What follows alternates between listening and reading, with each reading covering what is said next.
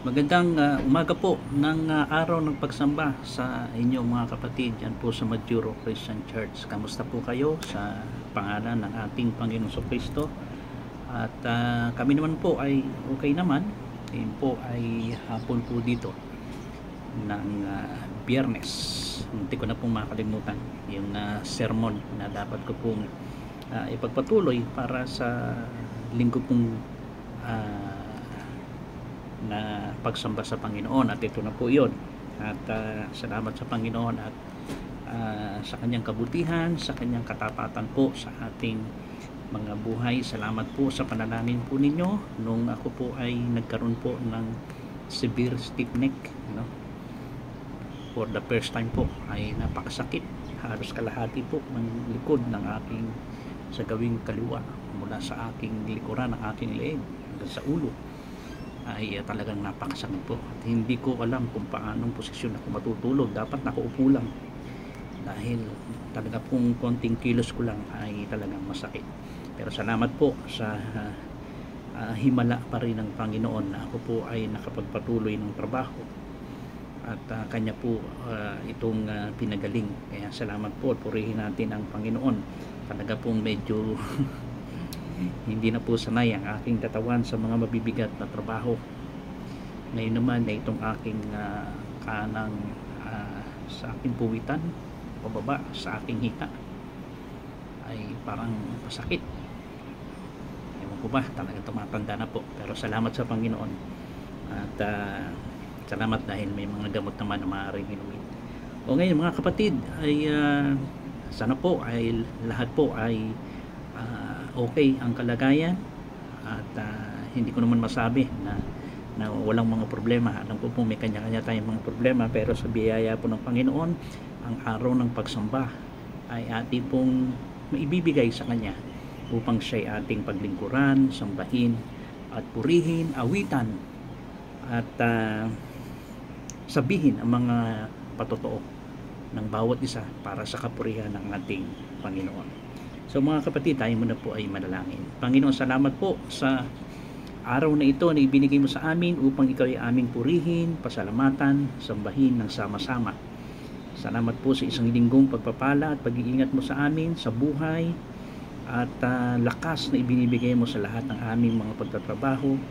Salamat po sa pribilehiyo na muli ay makapag-aral kami ng mga salita mo, Panginoon, sa tulong po ng Santong Espiritu na siyang nananahan sa aming puso, ang tutulong at gagabay po sa aming pag-aaral. Pangunahan niyo po kami, patuloy na ikaw po'y aming makilala at patuloy mong patatagin, palakasin at palaguin ang aming pananampalataya sa inyo. Ito pong aming dalangin sa pangalan ni Jesus. Amen.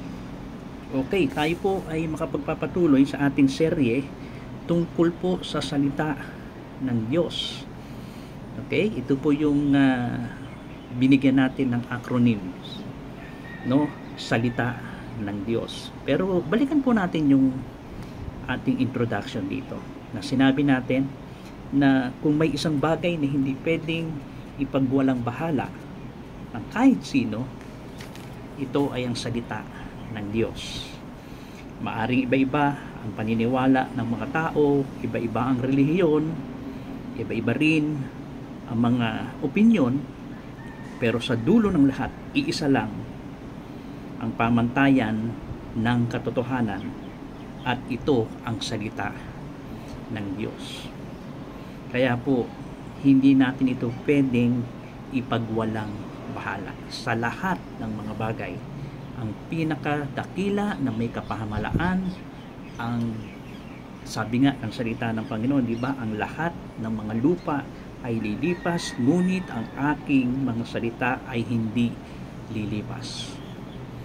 Ganyan po ang kadakilaan po ng salita ng Diyos. Kaya napakaganda na ito po ay ating pag-aralan, bigyang pansin, sapagkat ang salita ng Diyos sa mga buhay po ng mga sumampalataya sa Kanya, nanampalataya sa Kanya, at mga sumusunod sa Kanya, ay napakahalaga po ng salita ng Diyos sa ating mga buhay. So kaya po binigyan natin ng acronym ang sharing ito, salita ng Diyos, no? At ang una na nakita natin sa letter S, no? Sa ating pinag-aralan sa unang linggo ng ating pag-aaral sa series ito ay S stands for Sagradong Kasulatan. At binasa po natin dyan yung 2 Timothy 3:16. Lahat ng kasulatan ay kinasihan ng Diyos at mapapakinabangan sa pagtuturo, pagsaway, sa pagtutuwid at sa pagsasanay sa katuwiran. Okay? Kaya napakahalaga po nito. Ito ay isang sagradong kasulatan. No? Hindi lang po basta itong isang testamento o isang kasulatan na ng gobyerno o sino mang tao. Hindi, ito ay sagradong kasulatan mismo ng Diyos. No? Kaya napakaganda yung hamon na ibinigay natin doon, di ba? Paano natin tinitingnan po ang Biblia? No? Bilang isang sagrado ba na kasulatan o isa lamang itong aklat na pampalipas ng oras? Di ba? Yun ang ating paglalapat doon, yun ang ating pagbibigay ng hamon sa atin. Kung ito ba'y kinasihan ng Diyos, paano ko ba dapat ito tanggapin sa aking pang-araw-araw na buhay? At ikatlo, handang-handa ba ako na ito ay isuko ang sarili nating opinyon para sumang-ayon sa sinasabi ng kasulatan. Napakagandang hamon ito para sa atin at sana ito ay sa araw-araw nating buhay ay talagang makita po na ang salita ng Diyos ay ang siyang sagradong kasulatan na pinahalagahan po natin. Okay, ikalawa sa acronym letter A, no, sa salita ng Diyos.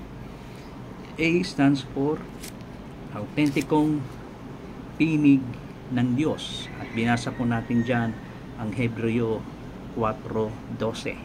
Ang salita ng Diyos ay buhay at mabisa, mas matalim kaysa alinmang tabak na may 2 talim. Tumatagos hanggang sa kaloob-looban ng pagkatao. Mahati sa kaluluwa at espiritu, kasukasuan at utak ng buto. At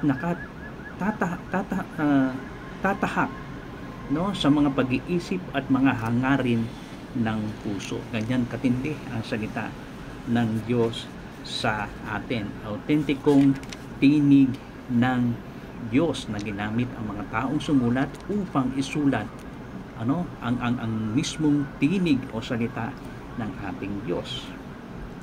Kaya ang mga hamon dito, sino ang boses na mas naninibabaw sa atin sa araw-araw? Ang sariling opinion ba o ang sinasabi ng iba o ang salita mismo ng Diyos? No? Ano pa? Kapag nakikinig ako ng kasulatan o sa pangangaral, tinatrato ba natin ito bilang mismong tinig ng Diyos? O tinig ni pastor, o tinig ni kuya, tinig ng ating guro?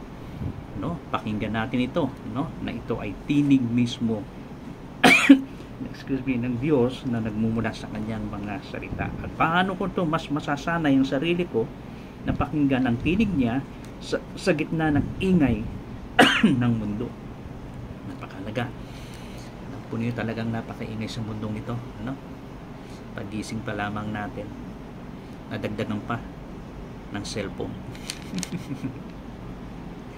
Natutulog ka, tutunog tang tang kung ano-ano mga message, kung ano-ano mga nakikita natin, mga TikTok, kung ano mga nakikita natin, mga mensahe, no, sa ating mga cellphone, sa Facebook, sa YouTube. Yan ay pagsasabay-sabay natin bukas, talagang nakakarindi, no? Pero sana, ano ba ang mas sinasanay natin sa ating mga sarili na ating pakinggan? Ang tinig ng mga nasa mundong ito, ang tinig mismo sa gitna ng ingay, walang iba kundi ang salita ng Diyos. Kaya iyon po yung pangalawa, sagradong kasulatan, autentikong tinig ng Diyos. So letter L na po tayo.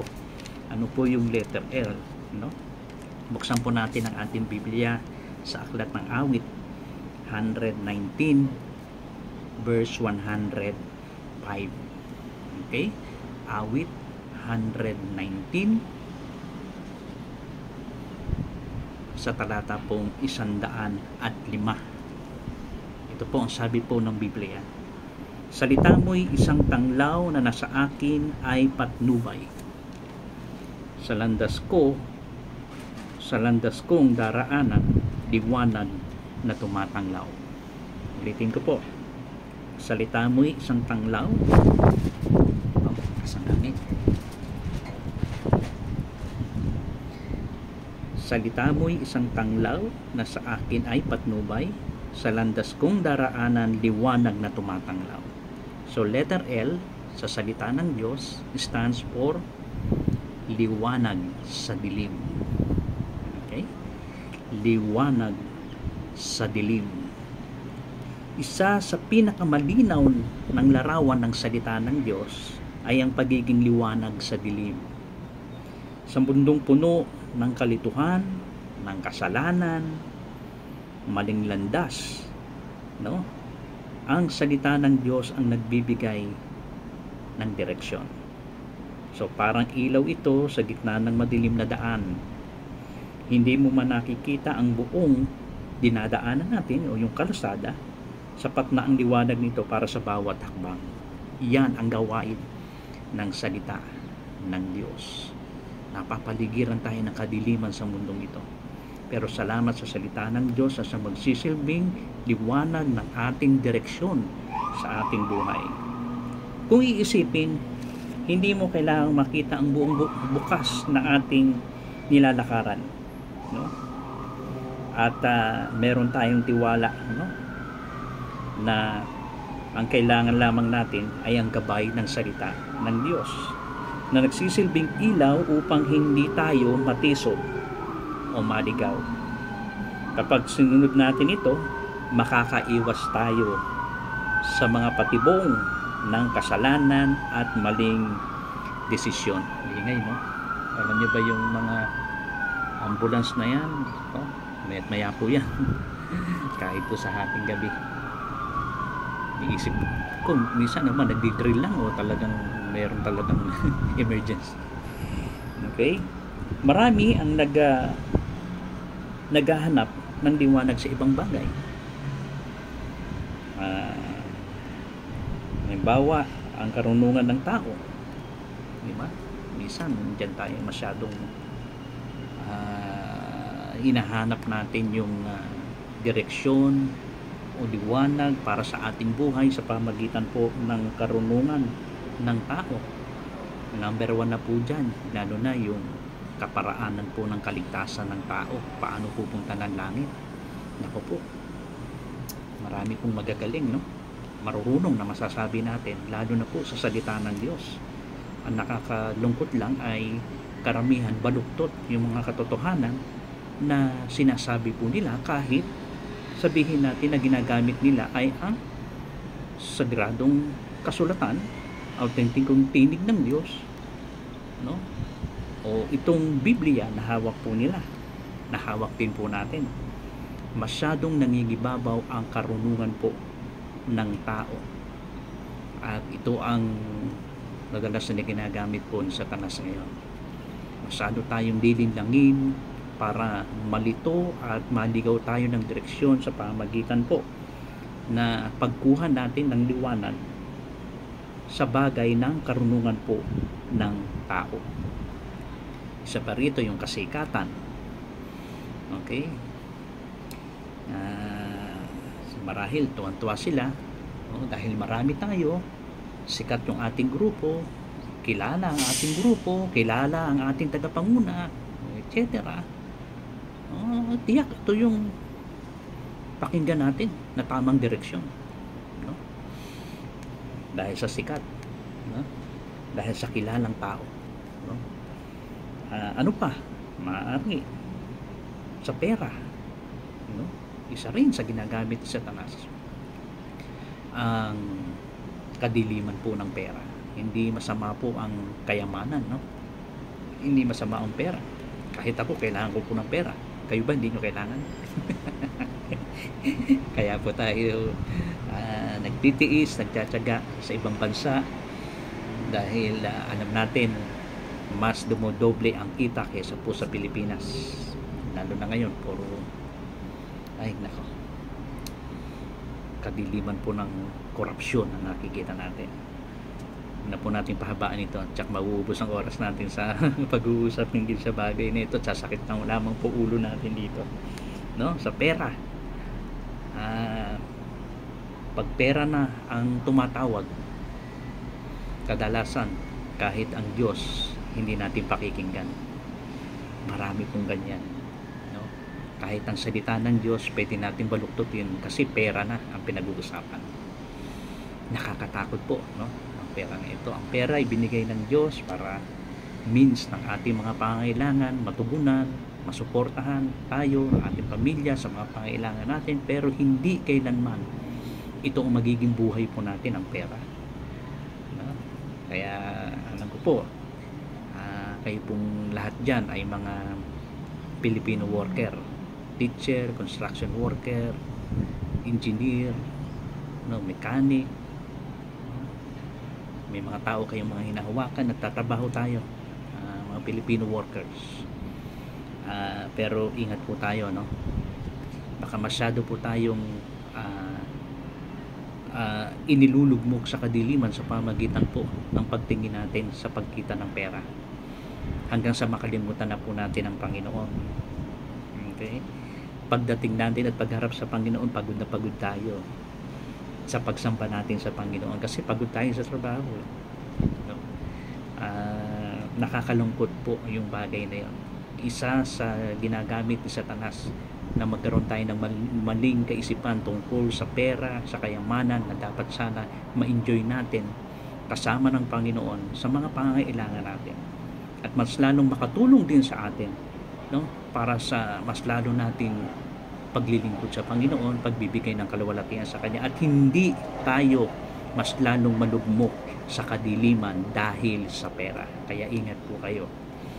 Okay? Ingat po kayo. At isa pa, maaari yung sarili natin.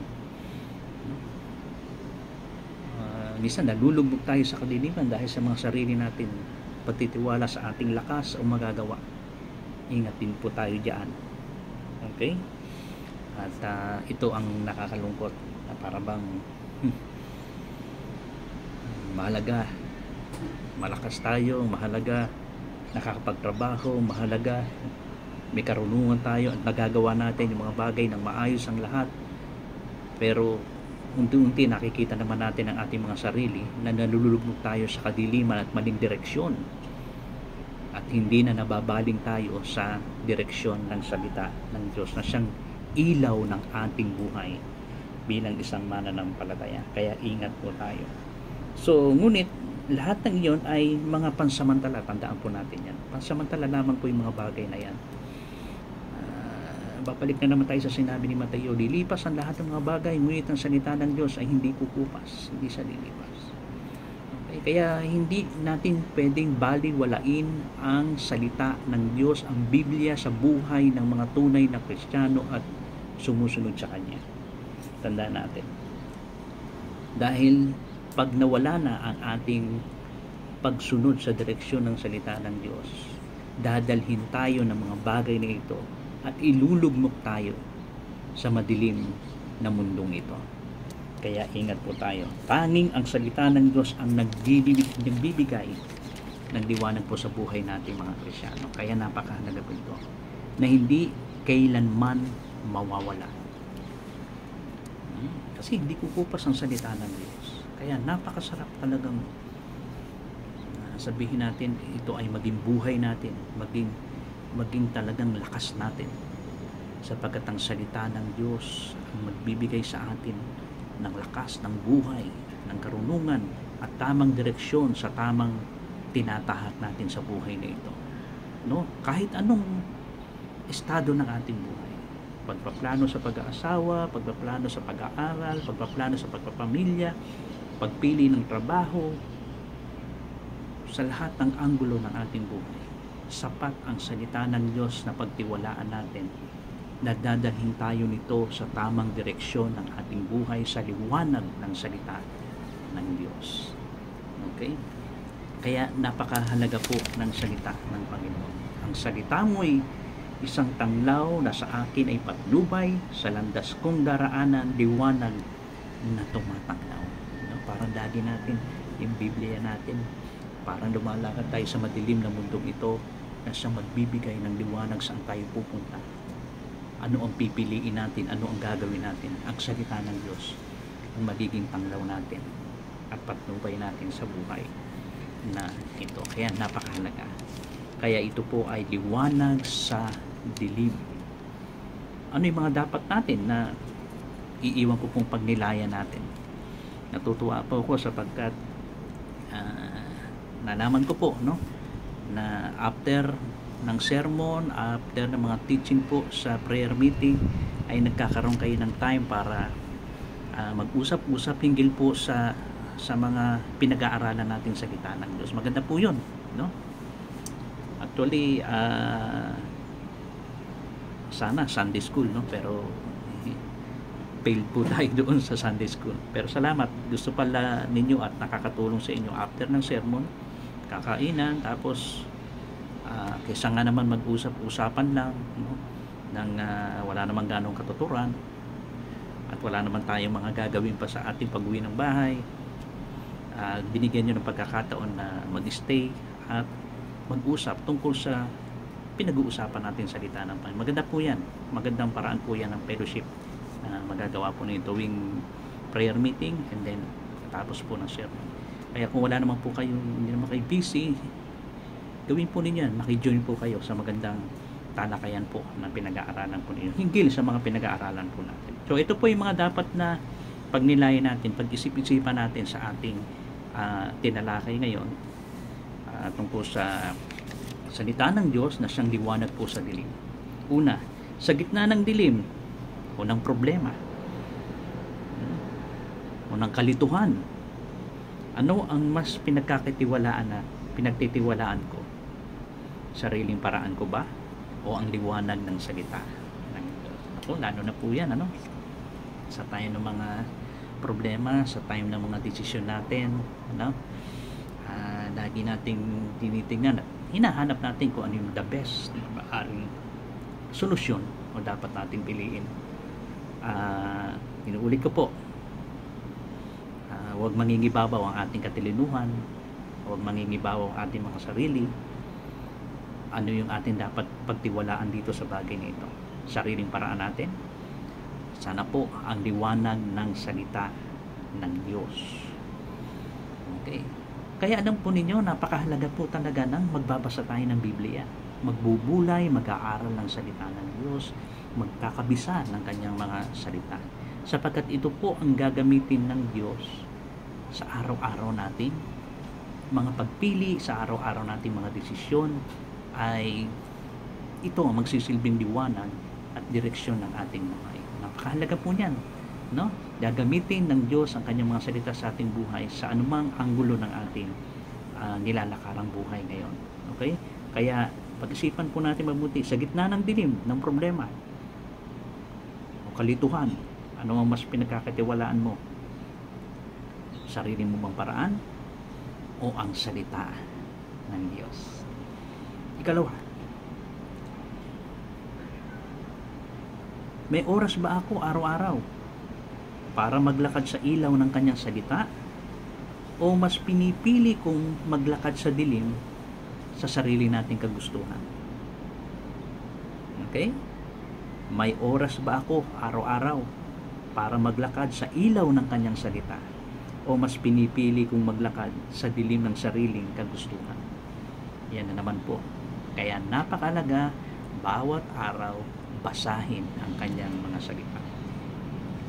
Challenge po sa atin ito.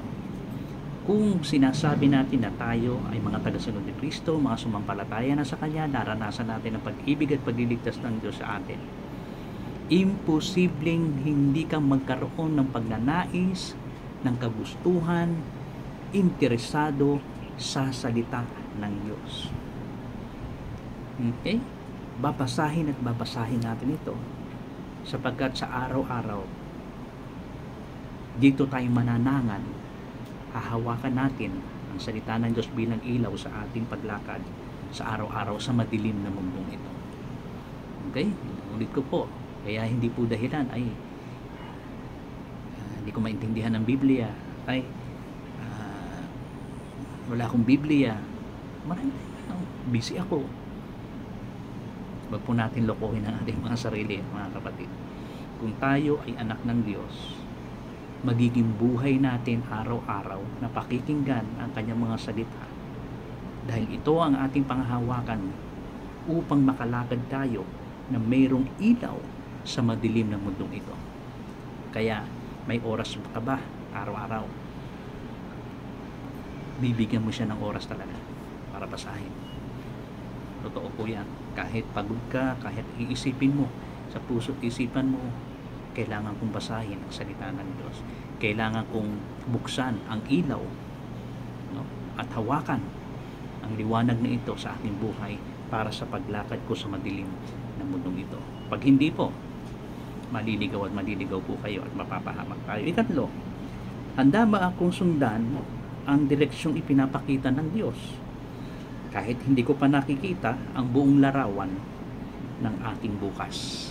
Okay, habang binabasa natin, pinag-aaralan, pinagbubulayan, sinasaulo ang salita ng Diyos, ipinapakita ng Diyos kung ano yung direksyon, kung anong pagpili ang mararapat nating gawin. Okay? At so habang ang ilaw ng salita ng Diyos ay nagbibigay sa atin ng magandang direksyon, ipinapakita niya, ito ba yung sinusundan natin?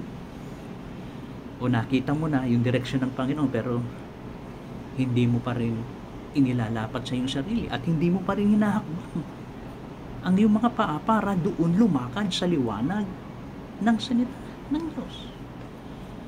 Di ba? Di ba? Sa paghanap ng mapapangasawa. Di ba? Number one, siyempre, mas maganda ay kapananampalataya natin, kapatid natin sa Panginoon. No? Naniniwala kay Kristo bilang Panginoon sa rin tagapagligtas. Hanggat maaari, ganun din siya. No? Na sinuko ang kanyang buhay kay Kristo. Ganun gusto natin maging kapartner sa buhay. Okay? Hindi ka hanap ng ng iba. Diba? Na ayaw kay Kristo, ay sumunod kay Kristo, hindi isinuko ang buhay kay Kristo, at hindi naniniwala sa salita ng Diyos. Diba? Gusto natin yung kaparehas natin na naranasan ang pagliligtas ng Panginoon sa Kristo at si Kristo ang kanyang Panginoon at sariling tagapagligtas. Nasa salita ng Panginoon yan. Diba? Huwag tayong makikipamato sa kabilang. Anong pakikisama meron ang mga nasa kadiliman sa kaliwanagan? So siyempre hindi tayo hanap ng hindi nakakakilala sa Panginoon sa Kristo at hindi sinasampalatayanan bilang Panginoon sa sarili niyang tagapagligtas. May gusto tayong babae o lalaki na alam natin ayaw kay Kristo. Anong gagawin mo? Siguro pagdating ng panahon tatanggapin niya rin si Kristo. Diba? Mga ganun bang parang sumusugal tayo? Ipinakita na ng Panginoon yung liwanag ng direksyon para gawin natin. Humahakbang ba tayo sa magandang direksyon na ibinigay ng Panginoon? Dahil siya ang liwanag sa dilim. Kaya magandang hamon po ito sa atin. Kaya napakaganda basahin, pag-aralan, bulayan, kabisahin ang salita ng Diyos sapagkat ipapakita niya na malinaw sa ilaw ng salita ng Diyos na magiging direksyon natin at pagpili natin sa ating mga buhay bilang isang Kristiyano o mananampalataya. Lalo na po yung mga bago na sumampalataya sa Panginoon. Alam ko pong may init kayo at pagnanais na basahin, maunawaan at makita ang direksyon ng Diyos sa inyong mga buhay. Gawin po ninyo yan sapagkat ipapakita niya, no, sa liwanag ng salita ng Diyos kung ano man ang kanyang kalooban sa ating buhay at dadalhin ka nito sa tamang landas at direksyon ng ating buhay at hindi ka nito ilulugmok sa kadiliman. Tandaan po ninyo yan sapagkat ang salita ng Diyos ay liwanag sa dilim. Okay? Pagpalain po ng Diyos ang kanyang mga salita at nawa po ay muli po ay nabigyan tayo ng Panginoon sa ikatlong pagkakataon sa ating serye ng salita ng Diyos at ito'y magpapatuloy pa upang mas lalo na makita natin ang kahalagahan ng salita ng Diyos sa ating mga buhay bilang isang Kristiyano. Tayo po'y manalangin. Salamat, Panginoon, sa time na ibinigay mo sa amin upang matutunan muli na ang salita ng Diyos ay liwanag namin sa dilim. At nawa po patuloy na ito ang panghawakan namin sa aming paglakad sa madilim na mundong ito. Ingatan po ninyo ang mga kapatid sa Panginoon. Gabayan at pagpalain po, Panginoon, ang aming mga buhay mula sa inyong mga salita.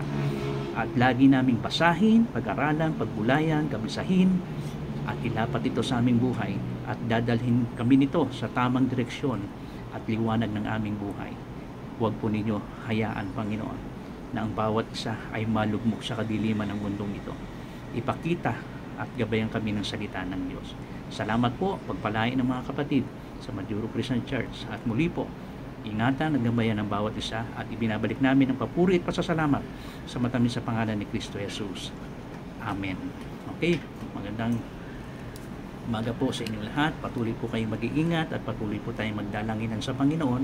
Ano na po kami, panalangin niyo po kami sa kalakasang pisikal, karunungan, at nawa ay patuloy pa rin na sama-sama tayo at tulong-tulong sa gawain po ng Majuro Christian Church upang patuloy na maipalaganap ang mabuting balita ng kaligtasan ng ating Panginoon. So God bless po para sa inyong lahat.